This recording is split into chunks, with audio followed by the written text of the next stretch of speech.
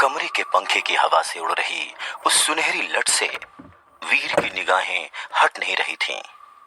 उस लट के पीछे से झांक रही वो काली बड़ी आंखें, सुर्ख गुलाबी होंठ और वो सोने सी चमकती त्वचा को निहारता हुआ वीर मानो भरी क्लास में पीरियड शुरू होने से पहले वाला शोर भी सुन नहीं पा रहा था।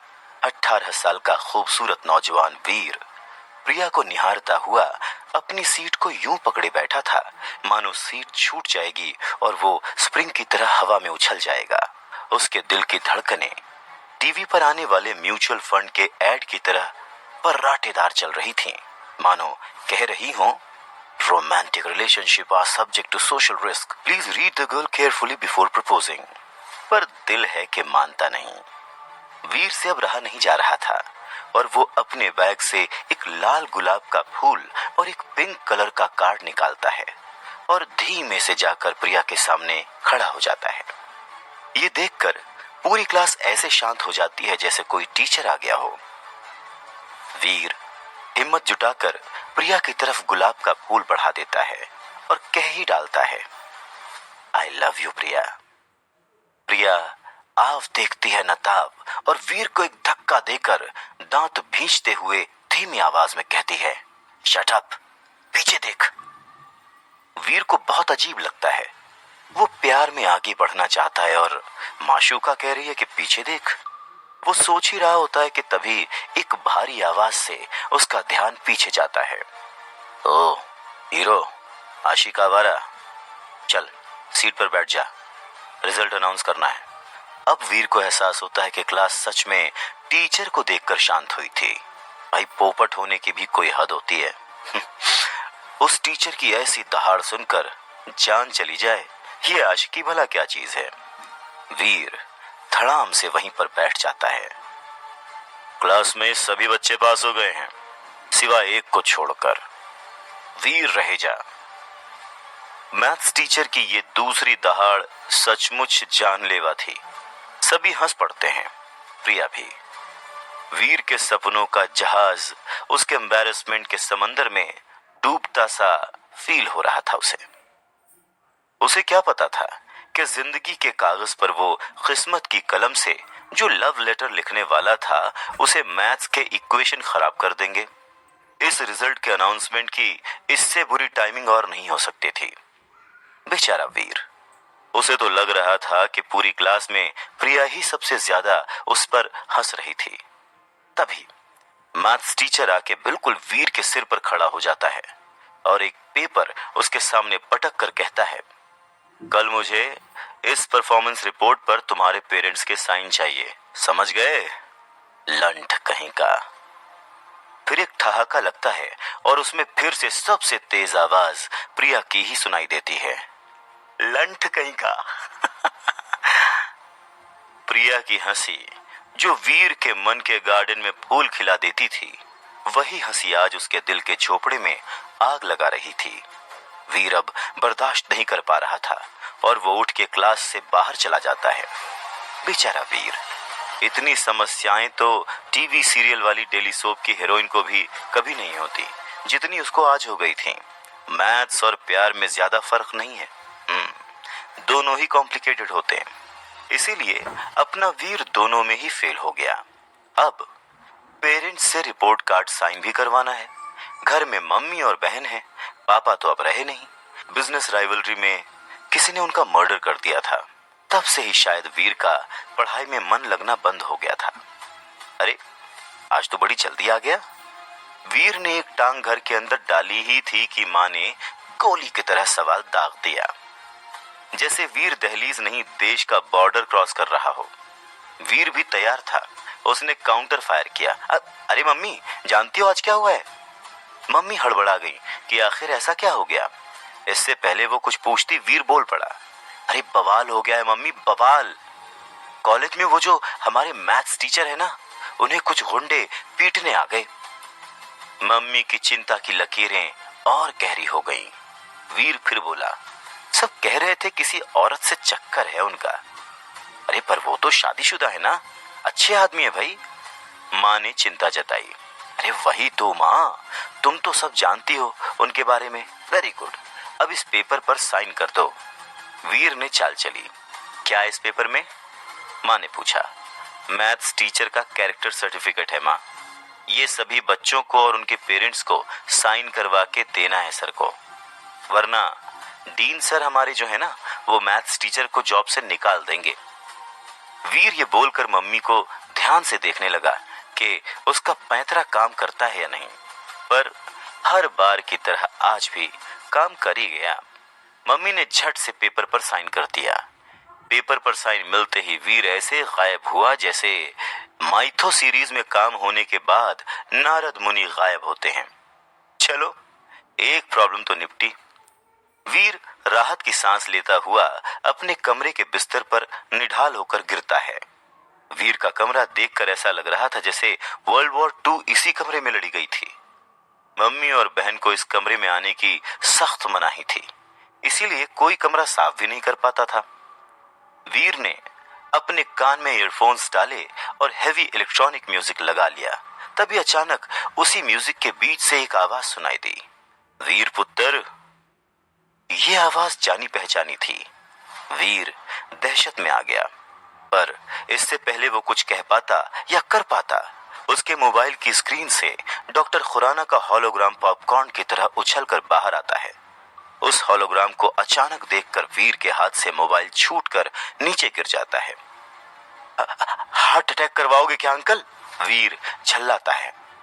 डॉक्टर खुराना का हॉलोग्राम बढ़कर अब वीर के कद का हो जाता है। वीर फिर झल्लाता है।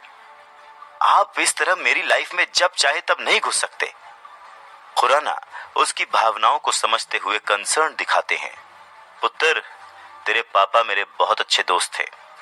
उनकी वजह से आज मैं जिंदा हूं, इसीलिए दुख होता है उनके बेटे को मैथ्स में फेल होता देखकर। आपको कैसे पता? वीर हड़बड़ा जाता है। पुत्र, तुझे तो पता है मैं साइंटिस्ट हूं। कोई भी कंप्यूटर सिस्टम मेरी पहुंच से दूर नहीं है। तुम्हारी लाइफ में हो रही सभी चीजें पता है मुझे, और यही मेरी ड्यूटी है। शायद ऐसे ही मैं तुम्हारे पापा के एहसानों का बदला चुका सकूं। बेटा, मैं जेन्युइनली चाहता हूं कि मैं तुम्हारी कोई मदद कर सकूं। तुम चाहो तो मैं तुम्हें मैथ्स पढ़ा सकता हूं ताकि तुम फेल ना हो। डॉक्टर खुराना ने वीर को दिल की बात बताई, पर 18 साल के वीर के लिए इन बातों का कोई मतलब नहीं था। इस उम्र में ज्ञान नहीं, फ्रीडम चाहिए होती है।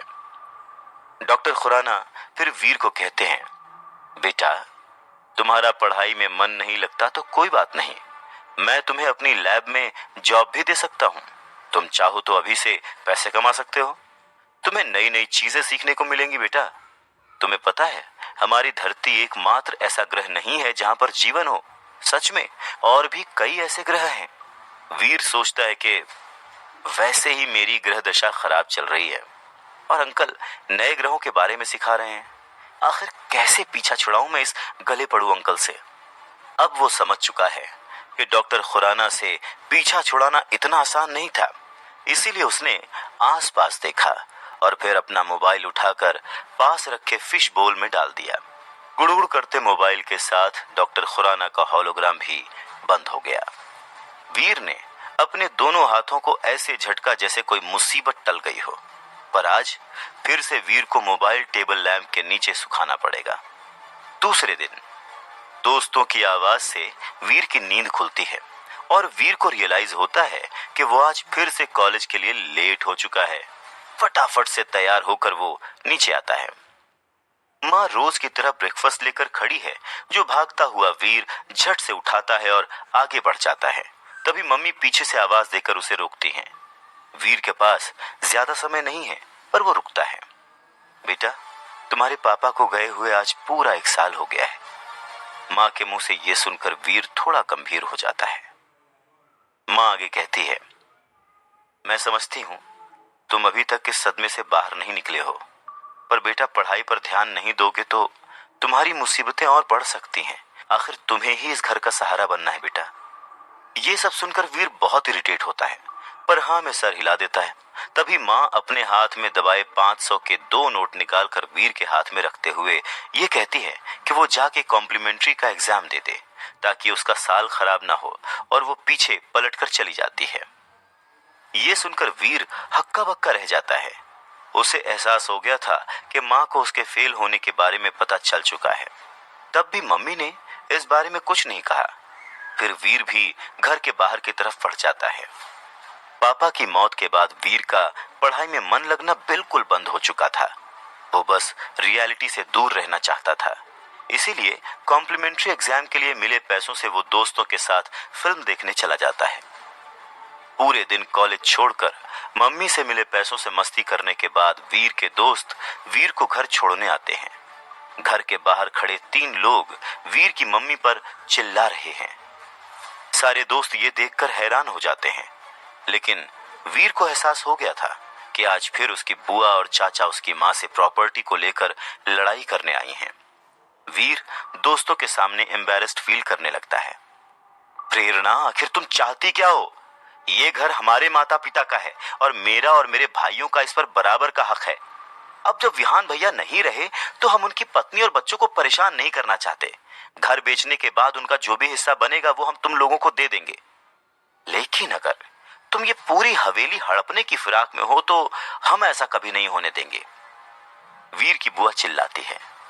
तभी वीर के चाचा भी लपक पड़ते हैं। हाँ, या तो फिर हमें इस घर की कीमत के हिसाब से 3 करोड़ रुपए दे दो, या ये घर खाली करो ताकि हम इसे बेचकर पैसे आपस में बांट सके। वीर की मम्मी और बहन सहमी हुई थी। बहन तो माँ को पकड़कर रोए जा रही थी। 3 करोड़ रुपए मैं कहां से लाऊंगी भाई साहब? वीर के पापा के जाने के बाद जो हमारी हालत है वो आप सबसे छुपी नहीं है, वीर की मम्मी ने गिड़गिड़ाते हुए कहा। ये सुनकर वीर के दोस्त वीर की तरफ देखने लगे। वीर को लगा जैसे उसकी इमेज का बंटाधार हो रहा है। अगर अभी उसने कुछ नहीं किया तो यहां भी लुटिया डूबी समझो। तभी वीर अब उस लड़ाई में कूद पड़ता है। आप लोगों की हिम्मत कैसे हुई ऐसे मेरे घर पर मेरी मां को आके धमकी देने की?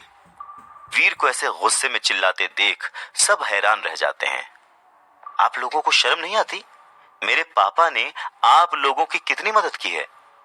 आप सबके फैमिली बिजनेस को अकेले बचाया है उस स्टार ग्रुप से, और स्टार ग्रुप से दुश्मनी की वजह से ही उनकी जान चली गई। अब उनके जाने के बाद आप लोग उनके परिवार को परेशान करने आते हैं। मम्मी उसे रोकने की कोशिश करती है। अब बेटा तू शांत हो जा, पर वीर का गुस्सा अब दहलीज पार कर चुका था। ए बच्चू, बिजनेस का छोड़ और इस घर की बात कर। ये घर हमारे फादर का है जिसमें हम सब भाई बहनों का बराबर का हिस्सा है। बड़े चाचा फुफकारे, अगर हमें इसमें हिस्सा नहीं मिला तो हम कोर्ट में जाएंगे, वरना बोल अपनी मां से कहीं से लाकर हमें 3 करोड़ रुपए दे दे। चुप, मां से क्यों बोलूं? मैं अपनी मां का बेटा वीर, मैं तुम सब से वादा करता हूं कि मैं तुम्हारे 3 करोड़ लेकर तुम्हारे मुंह पर मारूंगा। वीर दहाड़ता है। दोस्तों के साथ खड़ी वो लड़की मुस्कुराती है, जिससे वीर का कॉन्फिडेंस 7वें आसमान पर पहुंच जाता है। अब निकलो मेरे घर से, वरना मैं कुछ गलत कर बैठूंगा। बेटा तेरे पास बस 6 महीने का समय है, देख ले क्या कर सकता है। ये बोलकर बुआ और बाकी चाचा वहां से चले जाते हैं। वीर की मम्मी हैरानी में उसे देखती रह जाती है। वीर भी घर के अंदर चला जाता है। स्टाइल मारने के चक्कर में 3 करोड़ देने के बाद तो वीर बोल आया था, पर वो इतने पैसे लाएगा कहां से? उसने तो अपनी समस्या और बढ़ा ली थी कि तभी उसे डॉक्टर खुराना का ख्याल आता है।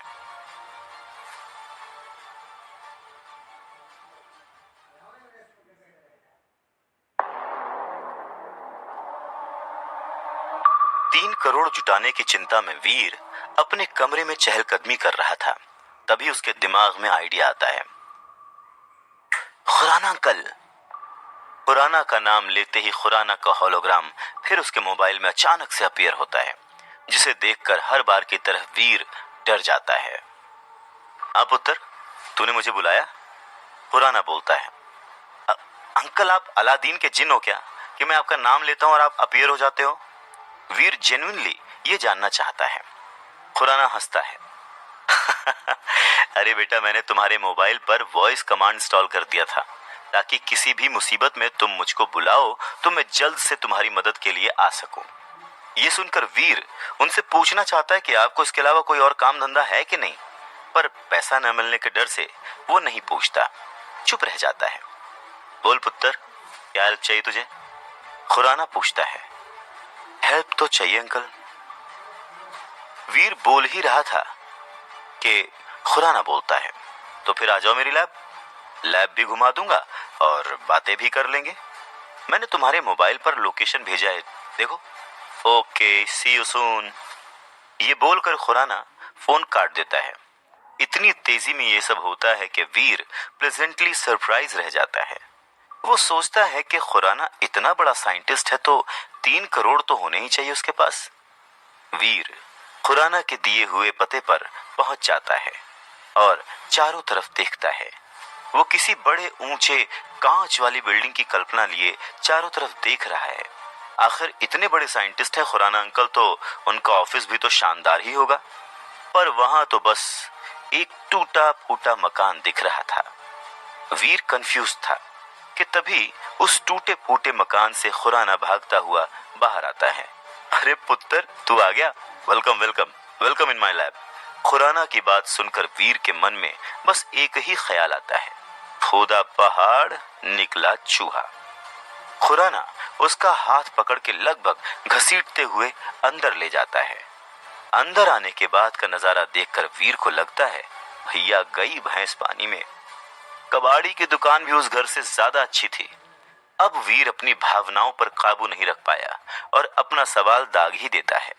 अंकल, आप तो कह रहे थे कि आप बड़े साइंटिस्ट हैं। इस पर खुराना हड़बड़ाता है। हाँ हाँ, क्यों क्यों किसी ने कुछ और बोला है क्या? वीर सरकास्टिक होकर कहता है, नहीं, वो इतना अपना ऑफिस देखकर लग रहा है। वीर बोल ही रहा होता है कि खुराना पास लगे एक बटन को दबा देता है, जिससे पूरा का पूरा फ्लोर हरकत में आ जाता है और किसी लिफ्ट की तरह नीचे जाने लगता है। वीर लगभग लड़खड़ाते हुए गिरने वाला होता है, पर खुराना उसे सहारा देता है। ये क्या है अंकल? हाँ, वीर घबरा कर कहता है, पर उसके जवाब में खुराना बस मुस्कुराता है। वीर ऐसी सिचुएशन में उसे मुस्कुराते हुए देखकर गालियां देना चाहता है, पर बाद में पैसे ना मिलने के डर से वो चुप ही रह जाता है। अब वो लिफ्ट रुकती है और एक दरवाजा खुलता है। एक तेज सफेद रोशनी से वीर की आंखें चुंधिया जाती हैं और वो अपनी आंखें मींचने लगता है। उन मींची हुई आंखों से वो जो देखता है तो बस उन्हें देखता ही रह जाता है। एक बड़ी विशाल लैब, जहां हर जगह हाईटेक मशीन्स लगी हुई हैं, बड़ी बड़ी स्क्रीन्स लगी हुई हैं, जिसमें अलग अलग डेटाज और वीडियोस चल रहे हैं। बड़े बड़े ट्यूब्स में से फ्यूम्स निकल रही हैं और रोबोटिक हैंड्स अपने अपने काम में लगे हुए हैं। ये खुराना की लैब से ज्यादा आयरन मैन का वर्कशॉप लग रही थी। वीर को लगता है जैसे वो अपने सपनों की दुनिया में पहुंच गया है। वाह अंकल, ये तो तहलका है। वीर के मुंह से निकले हुए शब्दों को सुनकर खुराना ऐसे खुश होता है जैसे अपनी खूबसूरती की तारीफ सुनकर कोई लड़की खुश होती है। मेरी लैब है, मेरा, खुराना अपनी तारीफ करते हुए कहता है और अपनी मशीन्स को ऐसे देखने लगता है जैसे मशीन्स ना होकर उसके पालतू जानवर हों। बोल पुत्र, तुझे क्या हेल्प चाहिए? तू जो बोलेगा मैं दूंगा, आखिर तू मेरा यार का पुत्र है। खुराना बड़े प्यार से वीर को पूछता है। वीर भी इतनी फ्रीडम पाके धड़ल्ले से बोल देता है, अंकल 3 करोड़ रुपए चाहिए। ये सुनते ही खुराना अपनी ही मशीन्स पर फिसलते हुए नीचे गिरते गिरते बचता है और खुद को संभालते हुए हैरानी से पूछता है, 3 करोड़? हाँ अंकल, आप तो दे ही सकते हो। वीर पूछता है। खुराना अब खुद को स्ट्रेट करते हुए सीरियस होकर वीर को समझाता है, देख पुत्र, ये सब जो तू देख रहा है ना, ये मेरा पर्सनल नहीं है, ये सब सरकार ने दिया है। उसके बाद वो रुआंसा होकर कहता है, 3 करोड़ तो मैंने अपनी पूरी लाइफ में नहीं देखे हैं, तो तुझे कैसे दे दूं? खुराना की ऐसी दयनीय हालत देखकर वीर को और गुस्सा आ रहा होता है। मतलब आप मेरी मदद नहीं कर सकते? कर सकता हूं और करूंगा पुत्र, करूंगा ना। तू चाहे तो मैं इस लैब में तुझे जॉब दे दूंगा, 20,000 सैलरी भी दिलवा दूंगा। सच्ची 20,000 सैलरी। मैथ्स में वीर ज्यादा अच्छा नहीं था, पर वो अपने मोबाइल को निकालकर कैलकुलेट करता है और पता है कि 20,000 मंथली सैलरी में तो उसे 3 करोड़ जुटाने में 125 साल लग जाएंगे। अरे अंकल, इतने दिनों में तो मेरे पोते भी बूढ़े हो जाएंगे, फिर पैसों का क्या करूंगा? खुराना मजबूर है और वीर गुस्सा। वीर वहां से जाने ही वाला होता है कि उसकी नजर एक लाल रंग के टेलीफोन बूथ पर पड़ती है जो लकड़ी का लग रहा था। वीर हैरान होता है कि इतने हाईटेक लैब में ये पुराने जमाने का टेलीफोन बूथ क्या कर रहा है। वो अपनी जिज्ञासा को शांत करने के लिए खुराना से उस बूथ के बारे में पूछता है। सवाल सुनकर खुराना की मानो आंखें चमक जाती हैं और जैसे 5th क्लास का बच्चा पोम सुनाता है, वैसे ही खुराना उस बूथ के बारे में वीर को बताने लग जाता है। वीर, ये तो सभी जानते हैं कि पूरे यूनिवर्स में पृथ्वी ऐसा प्लेनेट है जहां पर जीवन पाया जाता है। हालांकि पिछले कुछ सालों में साइंटिस्ट को पृथ्वी जैसे ही कुछ ऐसे प्लैनेट्स का पता चला है जहां पर साइंस ऑफ लाइफ पाए गए हैं।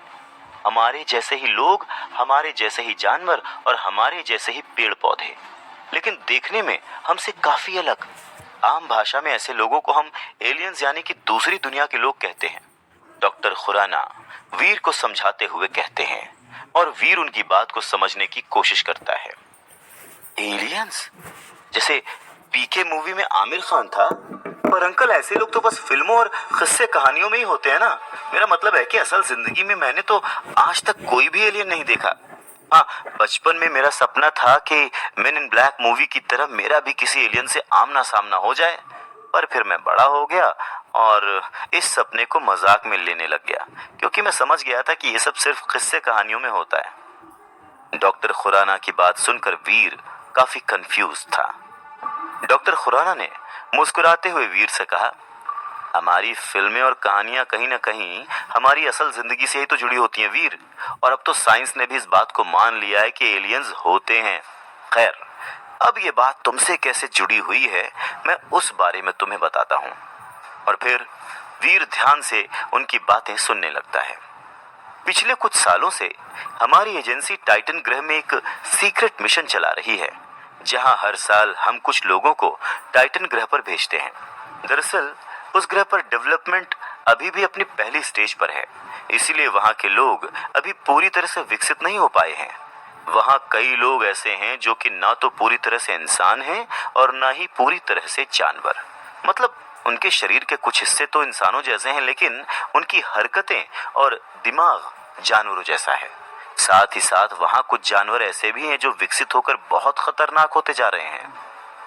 इस तरह के लोग और जानवर उस ग्रह के उन लोगों के लिए खतरा हैं जो पूरी तरह डेवलप हो चुके हैं और जिनकी इंटेलिजेंस भी हम जैसी ही है। लेकिन उन लोगों के साथ साथ ऐसे जानवर और लोग हमारी पृथ्वी के लिए भी खतरा बन सकते हैं।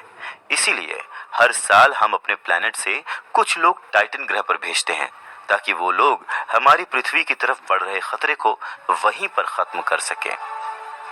ये टेलीफोन बूथ उसी टाइटन ग्रह पर जाने का पोर्टल है। वीर कंफ्यूज्ड है और सवाल पूछता है, अंकल, जब उस ग्रह पर इतना खतरा है तब लोग वहां जाते ही क्यों हैं? हाँ?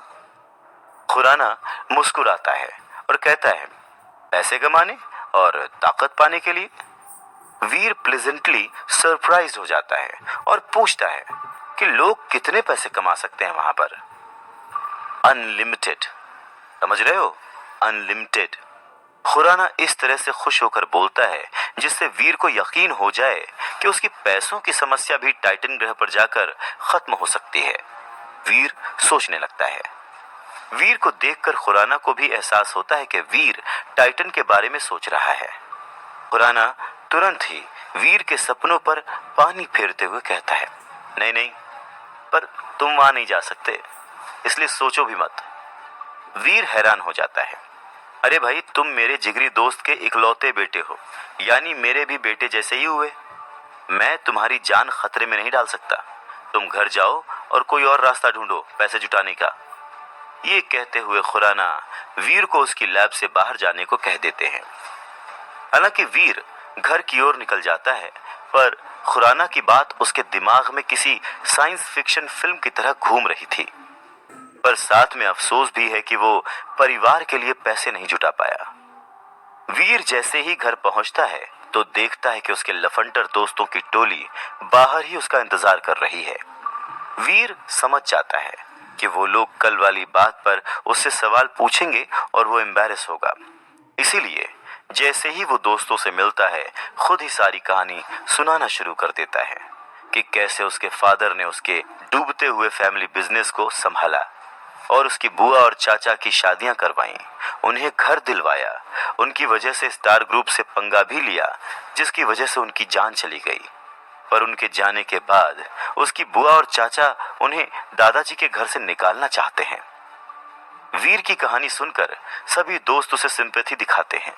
अभी अभी जवान हो रहे लड़कों के खून में कुछ ज्यादा ही उबाल होता है, पर दिमाग उतना ही कम होता है। ऐसे ही दिमाग से वीर के दोस्त उसे सलाह देते हैं कि वीर को बुआ के घर से जाके इस घर के प्रॉपर्टी के पेपर्स चुरा लेने चाहिए। उसके बाद बुआ हो या चाचा कोई भी उन पर घर खाली करने के लिए लीगल एक्शन नहीं ले पाएगा और उसे 3 करोड़ रुपए भी नहीं देने पड़ेंगे। वीर भी तो उसी उम्र का है, उसे भी आइडिया जम जाता है। वो डिसाइड करता है कि कल रात वो बुआ के घर में कागज की चोरी करने जाएगा।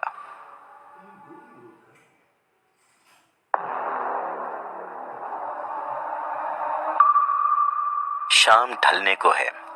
वीर और उसके 2 लफंटर दोस्त प्लानिंग के हिसाब से बुआ के घर के बगल वाली झाड़ियों में छुप के सबके सो जाने का इंतजार कर रहे हैं। पॉप कल्चर को रियलिटी समझने वाले लड़कों ने पूरी जेम्स बॉन्ड वाली प्लानिंग कर रखी थी कि जैसे ही घर की बत्ती बुझेगी, वीर बाउंड्री क्रॉस करके अंदर जाएगा, फिर पाइप से चढ़ के खिड़की पर जाएगा और खिड़की खोलकर पेपर चुराएगा और भाग जाएगा। पर जिंदगी जेम्स बॉन्ड की मूवी से थोड़ी अलग होती है। तभी बत्ती बुझती है, वीर खुद को जेम्स बॉन्ड समझते हुए बाउंड्री क्रॉस करता है और फिर पाइप से ऊपर चढ़ने की कोशिश करता है। पर यह इतना आसान नहीं है। जल्द ही उसे रियलाइज हो जाता है कि जेम्स बॉन्ड मूवी में बहुत गलत दिखाते हैं। बेचारा कई खरोच और चोट लगाते हुए किसी तरह पाइप से छत पर चढ़ ही जाता है और जैसे ही खिड़की खोलकर अंदर जाने की कोशिश करता है कि सिक्योरिटी का अलार्म बज उठता है। रात के उस सन्नाटे में शोर भर जाता है और घर की सारी बत्तियां जल जाती हैं। वीर सपोर्ट के लिए अपने दोस्तों की तरफ देखता है, पर वो तो अलार्म बजते ही रफू चक्कर हो चुके थे और वीर को अधर में लटकता हुआ छोड़ गए थे। तभी बुआ और उनकी फैमिली बाहर आते हैं और वीर रंगे हाथों पकड़ा जाता है। जल्द ही पुलिस आ चुकी थी और वीर को चोरी के इल्जाम में पकड़कर ले जाने वाली होती है कि तभी बुआ ने चाचाओं को भी बुला लिया जो पास ही में रहते हैं। वीर की स्थिति काटो तो खून नहीं वाली थी। उसे डर था कि कहीं मम्मी को पता न चल जाए। क्यों बे बच्चू, तूने क्या सोचा इतनी आसानी से हमारे 3 करोड़ गटकने देंगे तुझे? बुआ झल्लाई। इसकी माँ को फोन करो, उसे भी तो पता चले कि उसका सपूत क्या कर रहा है। चाचा तहाड़े।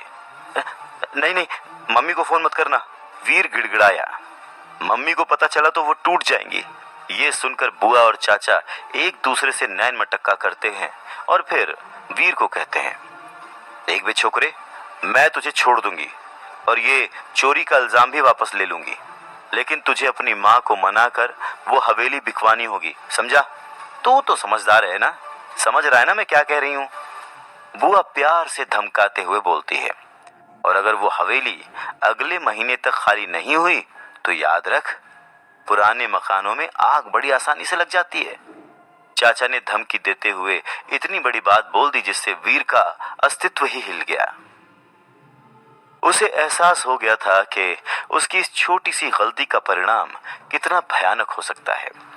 अब बात सिर्फ पैसे की नहीं रह गई थी, वीर की माँ और बहन की सुरक्षा की भी थी, क्योंकि ये लालची लोग उस हवेली को हासिल करने के लिए किसी भी हद तक गिर सकते हैं। वीर को अब अपनी बचकानी हरकत पर बहुत गुस्सा आता है और उसकी बुआ और चाचा उसे धमकी देकर बाहर निकाल देते हैं। इस घटना ने वीर का अस्तित्व झकझोर कर रख दिया था। अब वो समझ चुका है कि पैसे कमाने का बस एक ही रास्ता है, टाइटन पर जाना। दूसरे दिन सुबह वीर कॉलेज के बहाने से निकलकर सीधे खुराना के ऑफिस पहुंच जाता है। खुराना अपनी लैब में नहीं था। वीर उसे आवाज देता है पर कोई रिप्लाई नहीं आता। वीर बेचैन हो जाता है। उसे बहुत जल्दी है अब टाइटन पर जाकर पैसे कमाने की। अल्हड़पन और हड़बड़ी में उसने खुराना का इंतजार नहीं किया और इसीलिए वो डिसाइड करता है कि वो खुद ही कोशिश करेगा। तभी वीर सामने रखे टेलीफोन बूथ में एंटर करता है। उस बूथ में बस एक ही लाल रंग का बड़ा सा बटन लगा था। वीर आसपास देखता है और उस बटन को दबा देता है। बटन दबते ही बूथ के अंदर मानो रोशनी की बाढ़ सी आ जाती है। तरह तरह के रंग चारों तरफ से वीर के शरीर पर पड़ने लगते हैं और धीरे धीरे बूथ में धुआं भरने लगता है। वीर उस धुएं को अपने पांव से उठकर कंधों तक पहुंचते हुए देखकर पैनिक हो जाता है और उस बटन को फिर से दबाने के लिए ढूंढने लगता है। तभी वो बूथ जोर जोर से शेक करता है और पूरी तरह से वीर धुएं के आगोश में समा जाता है। छटपटाते हुए वीर को आखिर वो बटन मिलता है और वो उसे दबा देता है। इसी के साथ बूथ शेक करना बंद कर देता है और एक क्लिक की आवाज के साथ दरवाजा खुलता है। वीर आव देखता है न ताव बाहर भाग कर आता है और खांस खांस कर अपने फेफड़ों को साफ करता है। ये सब करते हुए उसे नोटिस होता है कि वो खुराना की लैब में नहीं है। वो अपने चारों तरफ देखता है। एक बिल्कुल सफेद कमरा है चारों तरफ और उसमें बस एक दरवाजा लगा है। वीर घबरा जाता है और वो झट से दरवाजा खोलकर बाहर जाता है। दरवाजे से बाहर जाते ही वीर की दुनिया बिल्कुल बदल जाती है। उसकी आंखों की पुतलियां फैल जाती हैं, दिल की धड़कनें और तेज हो जाती हैं। वो अपने चारों तरफ देखता है तो उसे लगता है कि वो जैसे स्वर्ग में आ गया हो। बड़े बड़े पहाड़ आकाश और धरती के बीच तैर रहे हैं। पेड़ों के पत्तों पर इतने रंग उसने अपनी पूरी जिंदगी में नहीं देखे थे। जमीन पर बिछी घास भी ऐसी चमक रही थी जैसे उनमें छोटे छोटे लेप बल्ब लगे हुए हों। हवा में भी जो स्वच्छता और खुशबू है वैसा पूरे जीवन में कभी महसूस ही नहीं हुआ। वो मंत्र मुग्ध सा चारों तरफ देख ही रहा होता है कि एक दहाड़ से उसका ध्यान पीछे की तरफ चला जाता है।